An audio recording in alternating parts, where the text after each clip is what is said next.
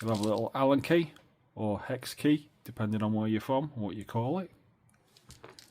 And we get a little box of pins, spare springs and some spare grub screws. So let's have a little look inside of here. Right, so we're just going to quickly grab this pin. So if you're a beginner, the pins, the little point on the bottom, they are your key pins. They will be the pins that will go in the lock first when you're pinning it up.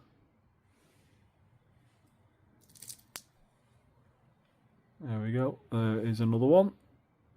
You get quite a few of these.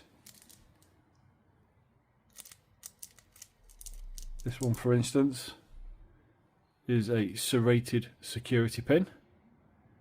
This is your higher end skill level of picking.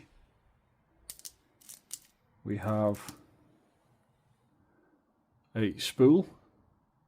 These are really lovely to pick spools. You get a lot of feedback and it's just very satisfying when you actually do pick your spool pins.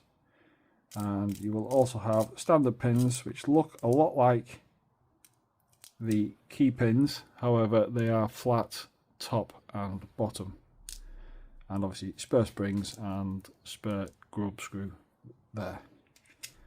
So we're just going to pop them to one side. So when you're first starting out, you will most likely want to empty them all out bar number one.